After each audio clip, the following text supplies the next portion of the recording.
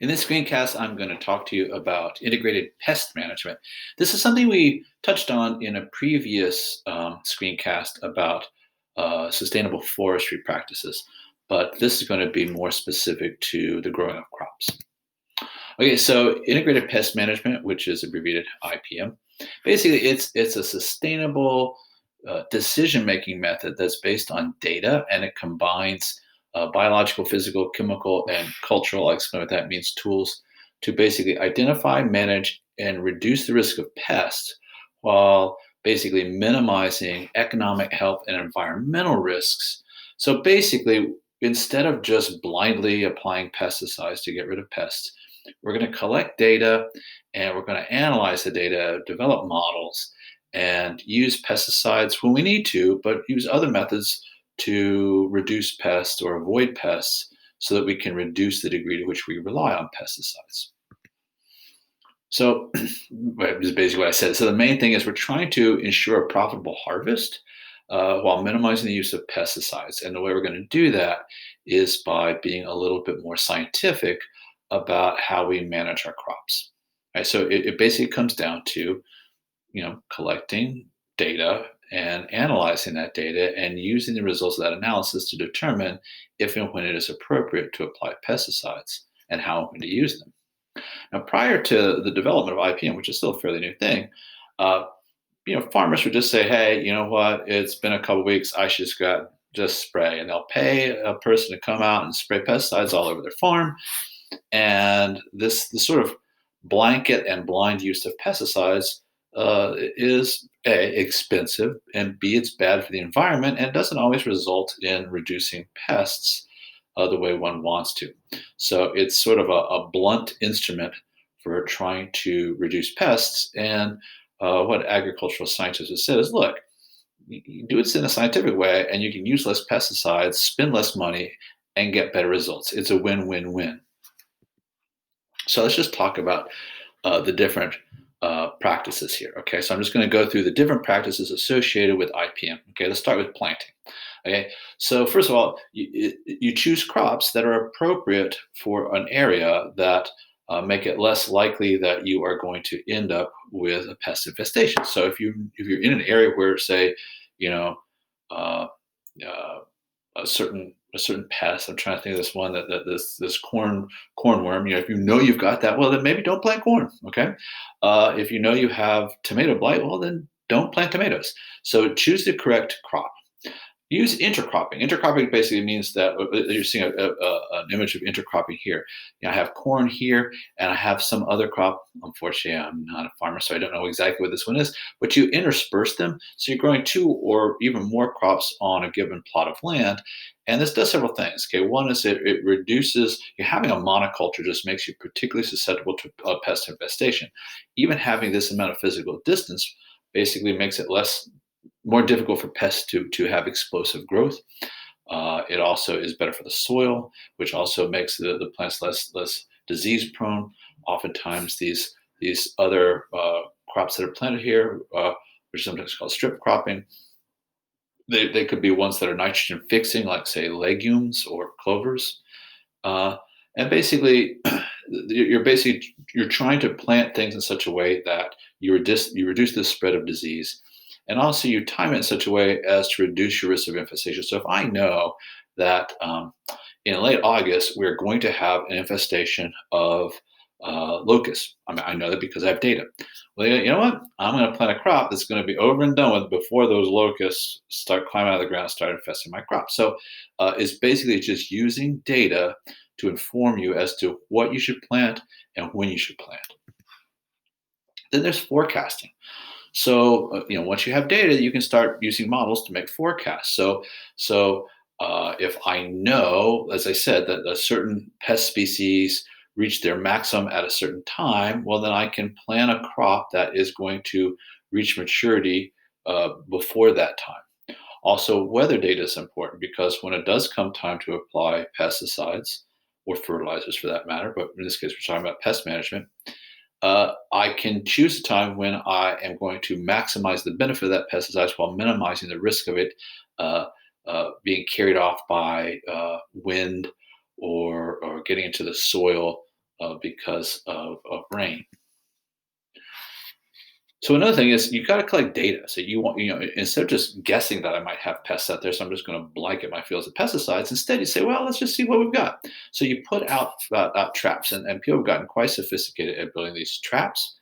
Sometimes they use pheromones. They may use the type of food the insect would like, but basically, you monitor these traps to see just how many insects are actually present, and then you keep track of that. You collect the data, and you just know from year to year what the data is telling you about in your area.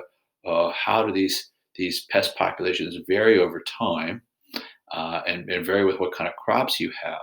And so the idea is by collecting these pests and traps, I can get some quantitative data that I can then use to make determinations as terms of what to plant and when to plant.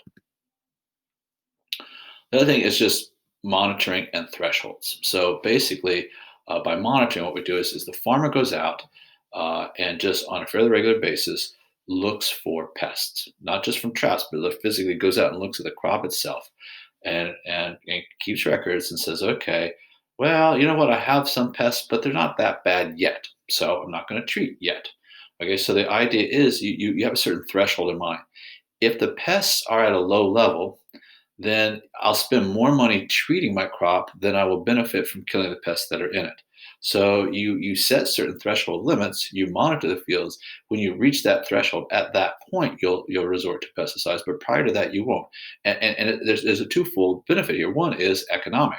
It costs money to apply pesticides. Don't apply them if it's going to cost you more to apply pesticides than the benefit you're going to get from using them, then don't use them. Then you also have the environmental benefit. Well, if I just use a lot of pesticides, there's going to be all these problems we've talked about, like resistant not pets, pests, and off-target killing of other species, of getting into the environment. There's a host of problems I could have.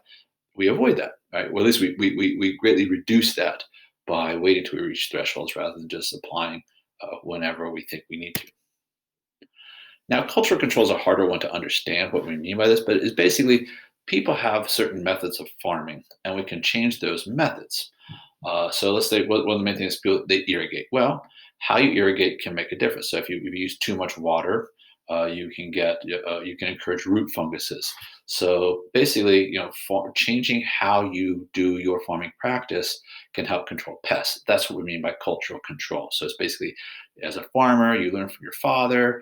Here's how to do your farming, and maybe what dad told you wasn't actually the best information. He got it from his dad. They didn't use data. We're using data now. Okay, fertilizer is something that farmers always use. Well, if you use too much fertilizer, the plants get what we call leggy. They just grow too fast, and that makes them susceptible to, say, aphids and mice. If you don't use enough, then they don't grow fast enough, and you might get other. So it's knowing the right amount, the target amount of fertilizer to use. Also, using ground covers that are sometimes insect repelling ones like chrysanthemums. Uh, that's not something that people traditionally did. Dad didn't do it, so you don't do it. But guess what? If you do this, you use less pesticides, you spend less money, and so it's just a way of rethinking the farming activity. Then there's biological controls. So if you think about it, in nature, there doesn't tend to be huge explosions of pest populations. I mean, it can happen, but it happens very rarely.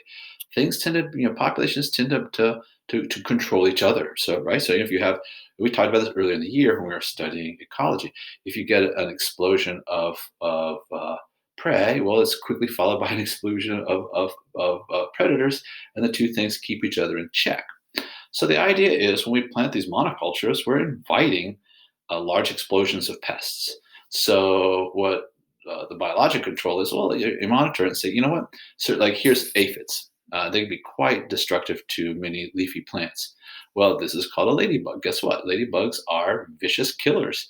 They like to eat aphids. So you can basically buy huge amounts of these ladybugs, let them loose on your crops, and they'll eat your aphids. And when they run out of aphids, they just die of starvation. So there's no big risk to the environment that way. Or, for instance, there's a lot of wasp species lay their eggs in caterpillars. So these are wasp eggs that are going to hatch and then devour this caterpillar. So you can release these parasitic wasps. And again, they'll do their thing, and they'll their population will increase quite rapidly, and the population of the things they're parasitizing will drop quite rapidly until your problem's solved, and then the wasps are done. Right? They don't have anything else to lay their eggs in.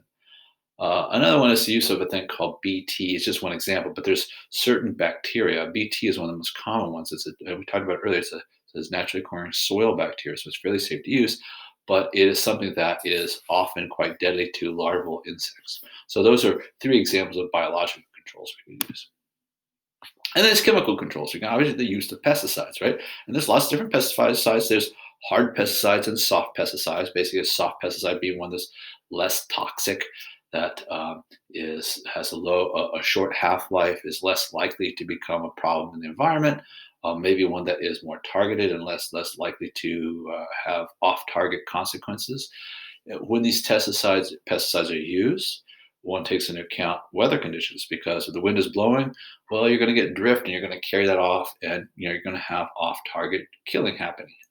Or if you have rain coming up, if you apply it and then the next day it rains, it might infiltrate the soil. It might get carried off and run off and end up in streams. So you use predictive models to decide when the best time to apply these things are, and then you monitor. You see what happens. Okay, I applied this much, and I monitor afterwards and see like how much benefit did I get from this application. So the main thing to keep in mind about, and I think this is the last slide here. Let's see. Yeah, it is. So the main thing to keep in mind about IPM, it's really about data collection and monitoring, data collection, modeling, and then using the scientific data to make the most appropriate decision as to what type and how much uh, pest control method to use. And the goal is to basically reduce the cost to the farmer while reducing the environmental impact. So we're trying to get maximum profitability with minimal environmental impact. Okay, that's pest man integrated IPM for you.